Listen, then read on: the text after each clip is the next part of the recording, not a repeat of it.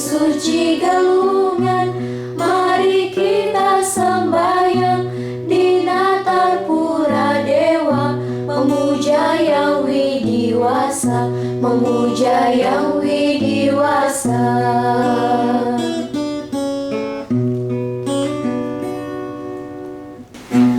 Hari suci Galungan, mari kita sembahyang di Natar Pura Dewa, memuja yang widiwasa, agar selalu bersana di dalam jiwa raga.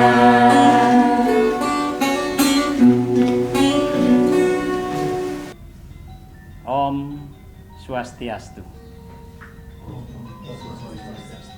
Para pemirsa yang budiman dimanapun berada, kembali Yude Triguna Channel berbagi pengetahuan. Kali ini kita ngobrol ringan tentang Hari Raya Galungan. Sesuatu yang biasa bagi kita semua yang datangnya tiap 6 bulan sekali. Jadi kita dari sejak kecil sampai sudah dewasa seperti sekarang ini, kita telah melalui beberapa kali galungan. Bersama kami telah hadir Dr. Nanang Sutrisno, sahabat saya, teman diskusi saya, yang akan kita ajak berbincang-bincang ringan mengenai Hari Raya Galungan. Mas, kalau Hari Raya Galungan itu Mas merayakannya di Bali atau ke Jawa atau di mana? Ya, menarik Mas Dodi. Jadi kami di Jawa itu kan pola beragamanya, jadi apapun hari raya itu selesai di pura. Apapun harinya, jadi kita datang ke pura, sembahyang bersama, kemudian untuk galungan dan ngembak geni nyepi itu biasanya ada tradisi tambahan, kita semacam silaturahmi lah, simakrama. Oh, simakrama. Dan ditindaklanjuti dengan saling kunjung-kunjungi. Nah, ini menjadi persoalan menjadi sesuatu yang menarik ketika saya tinggal di Bali, kemudian menikmati cara galungan orang Bali, dan ini tentu berbeda secara tradisi dengan apa yang kami lakukan di Jawa. Dan tentu karena ini kesempatan bagus yang bisa dapat kesempatan ngobrol dengan Bu Haji, jadi tentu saya juga ingin banyak mendapatkan informasi, mendapatkan pengetahuan tentang hal tersebut. Jadi mungkin mohon Bu Haji bisa nanti ada banyak hal yang sebetulnya ada di pikiran ya, untuk bagaimana sebetulnya sih galungan ini di Bali. Karena saya pernah membaca beberapa tulisan, beberapa artikel tentang galungan yang ditulis oleh pakar-pakar agama dan kebudayaan Bali itu, bahwa galungan ini kan ada yang mengatakan ini kan sebuah fenomena budaya awalnya. Mengapa begitu? Karena kalau kita lihat galungan ini kan dasarnya pokok hari yang itu tidak ada di India kan. Orang India sendiri pun juga tidak merayakan galungan dalam tanda petik yang sama persis. Nah, tetapi kemudian muncul ini menjadi salah satu hari suci orang Hindu yang dirayakan 6 bulan sekali dan dimaknai sebagai hari kemenangan Dharma melawan Adharma. Jadi bagaimana itu sebetulnya prosesnya itu dari yang semula mungkin dianggap sebagai tradisi budaya, tradisi kemudian menjadi sebuah tradisi keagamaan. Ya. Baik Mas Nanang, terima kasih tadi sudah bercerita mengenai pelaksanaan kehidupan berhari raya Galungan di Jawa, khususnya di Banyuwangi asal Mas Nanang ya. Tapi prinsipnya adalah bahwa semua hari raya itu selesai di pura. Dan kemudian setelah itu baru dilakukan simakrama, ya, saling mengunjungi, ya, saling memberi maaf, Kira-kira begitu, saling bermaaf-maafan satu sama lain. Di Bali memang tradisi galungan ini kan sesungguh awalnya tradisi budaya. Oleh tetua-tetua kita yang hebat dalam membaca, merumuskan saripati ajaran, hingga membuatkan sebuah modus, cara bagaimana menggelorakan semangat agar yakin terhadap ajaran dan mau melaksanakan. Karena bagi orang tua kita di Bali, agama itu mengandung dua hal penting: praktek dan disiplin. Agama tidak dimaknai sebagai hanya hafalan, ya, tapi praktek. Praktek yang dilakukan terus-menerus secara disiplin. Bukan praktek yang baru ingat saja dilaksanakan, tapi dikukuhkan dalam satu momentum agar bisa digelorakan setiap saat. Dalam konteks galungan, setiap 6 bulan sekali. Galungan di Bali dibuatkan modus seperti itu agar kita senantiasa bisa, satu, belajar agama sebenarnya dengan praktek. Dua, senantiasa melakukan tindakan laku, ini sebenarnya tindakan atau laku untuk kembali ke kampung halaman kita masing-masing. Kalau di Jawa kawan lain itu ada lebaran mudik. Kalau di Bali galungan itu orang sedapat mungkin ingin ngaturang bakti di tempat asalnya, di mana dia dilahirkan. Ini kan digelorakan. Saya sejak SMA sudah tinggal di Denpasar. Kemudian bekerja di Denpasar. Kemudian bikin rumah di Denpasar. Tapi ada satu hal yang penting ditegaskan, dititipkan, dipesankan oleh orang tua kami. Saya tidak diizinkan membuat rong telu di Denpasar. Di balik semua itu saya baru berpikir sekarang. Ternyata nasihat orang tua agar saya tetap secara intensif memelihara, berkomunikasi, mengintensifkan persaudaraan saya dengan saudara di mana saya lahir. Galungan yang seperti ini dibaca oleh tetua-tetua kita, dicarikan reference untuk menguatkan. Jadilah dia semacam slogan yang dideklarasi, yang dinyatakan oleh para tetua sebagai hari kemenangan Dharma melawan Adharma. Tradisi,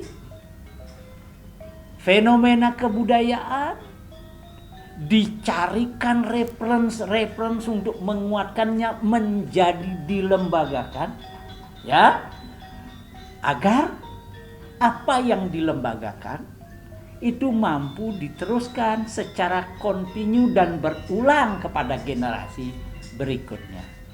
Itulah yang terjadi di Bali, Mas. Ya, itu yang terjadi di Bali, bahwa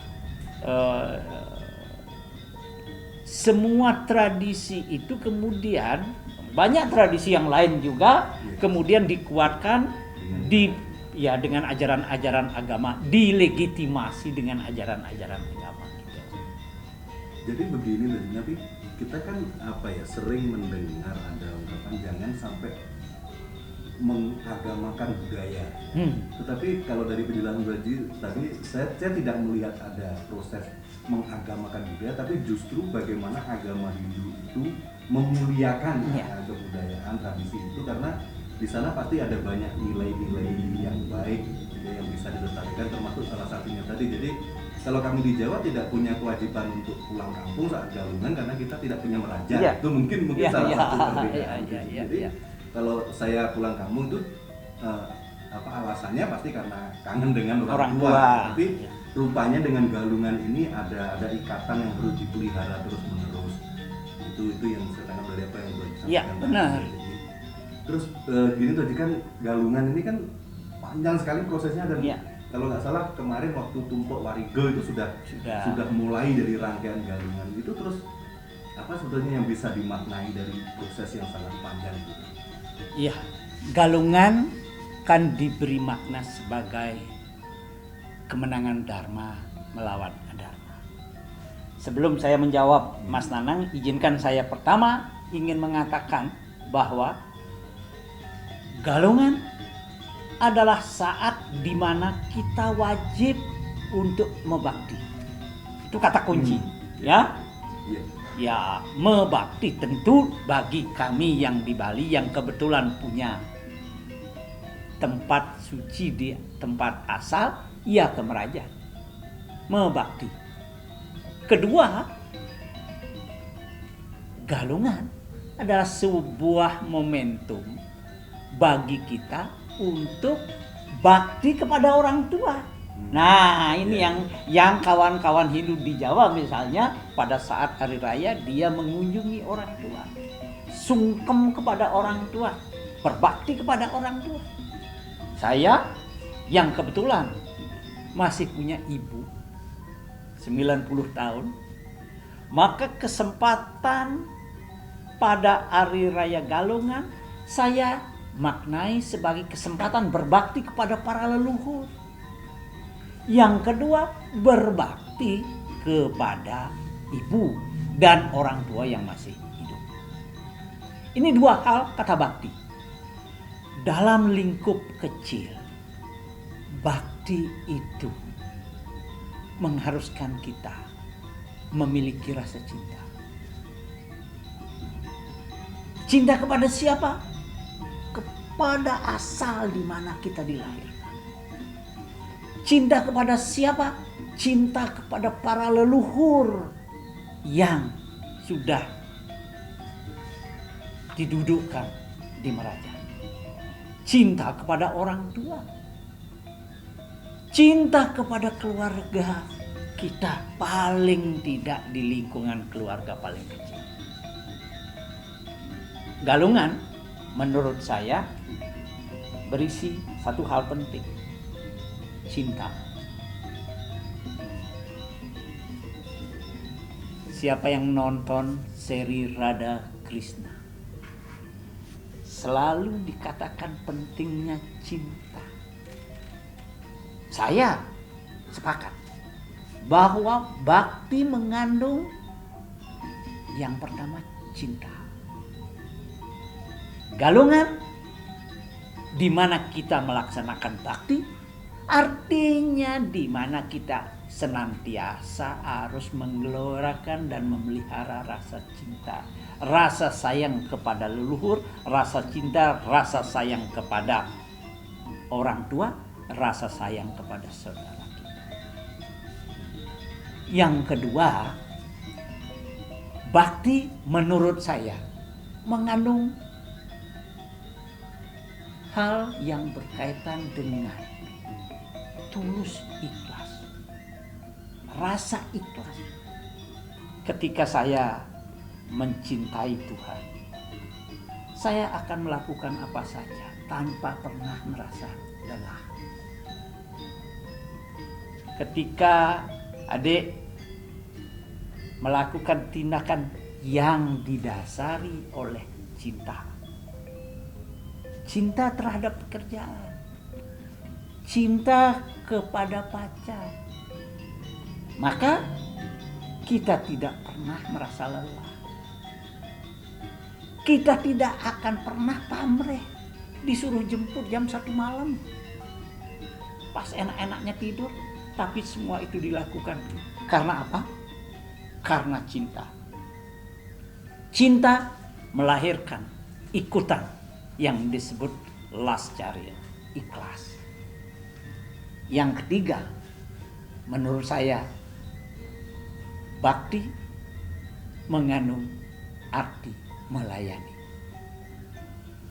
Cinta, ikhlas, dan melayani.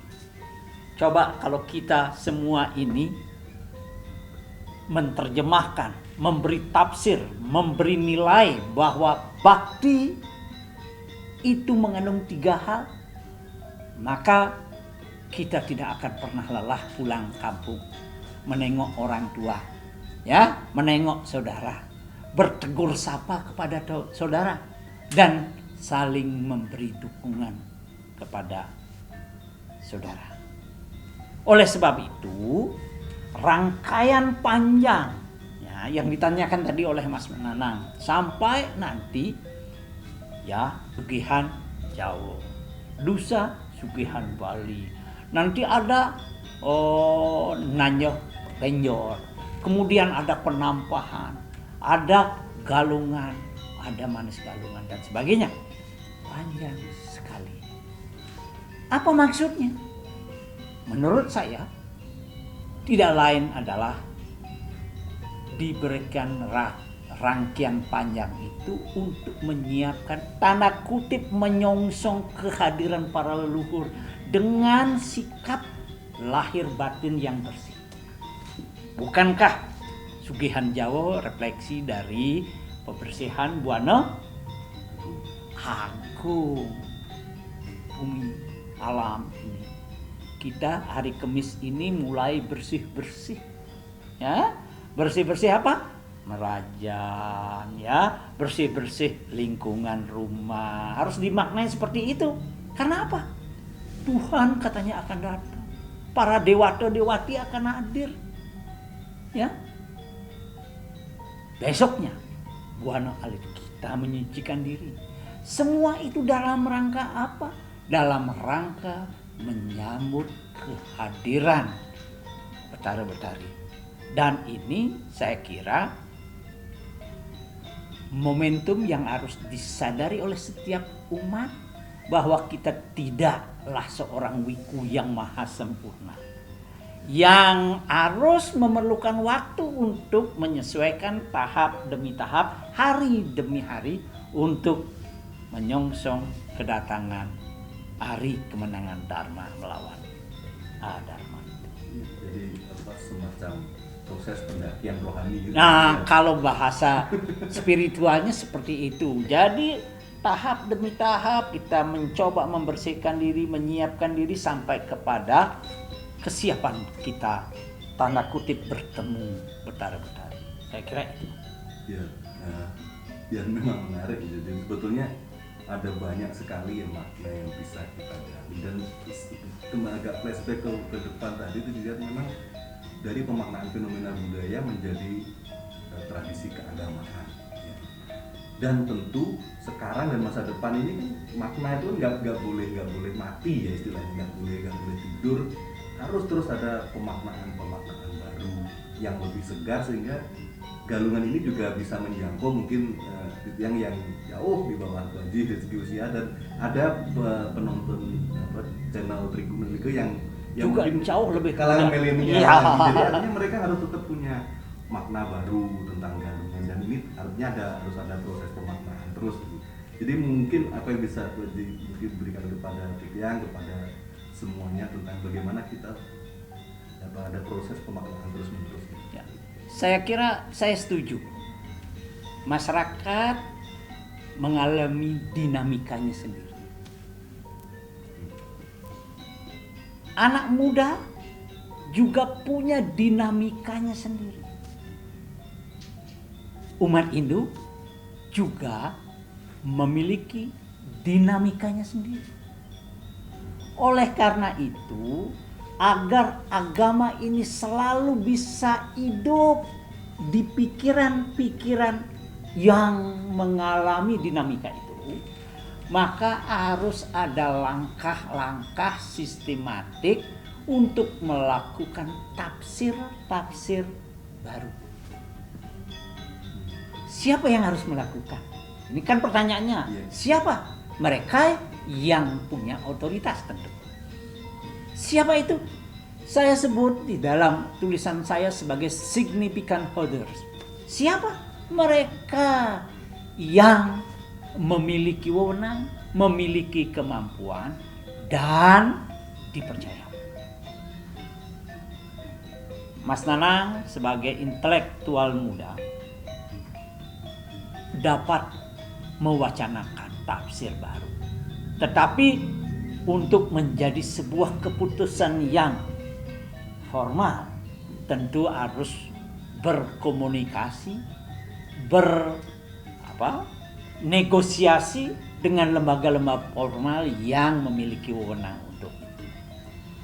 Diskursus, wacana mengenai pentingnya kontekstualisasi ajaran agama menjadi sangat penting. Tidak ada agama di dunia yang tidak mengalami tafsir. Semua harus melakukan tafsir.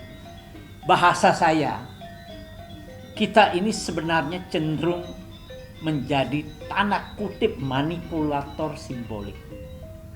Maksudnya apa? Menonjolkan hal yang berguna dengan menyembunyikan hal yang tidak patut pada saat tertentu. Itu juga tugas dari penafsir agama, pemuka agama, dan pemuka masyarakat. Sehingga dengan demikian masyarakat tidak merasa buntu dengan agama yang dianutnya. Itu dia punya jalan, selalu punya jalan untuk hal-hal yang dihadapi dalam kehidupan sehari-hari. Itu Mas, kira-kira ya. Agama harus jadi punya solusi.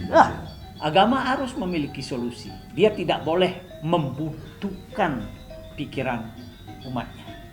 Bapak Ibu sekalian, itulah yang saya maksud agama yang ditafsir secara kontekstual. Semua hari raya harus diberikan makna yang relevan dengan kehidupan masyarakat di mana mereka berada. Semoga perbincangan saya dengan Dr. Nanang Sutrisno kali ini dapat memberi wawasan kepada kita semua untuk memaknai Hari Raya Galungan sebagai kemenangan Dharma melawan Adharma dalam bentuk yang lebih konkret, meningkatkan mutu dan kualitas kita dalam mencintai Tuhan, mencintai sesama, melakukan intensitas pelayanan, dan tentu dengan tulus ikhlas. Semoga bermanfaat. Terima kasih. Om Santi Santi Santi Om.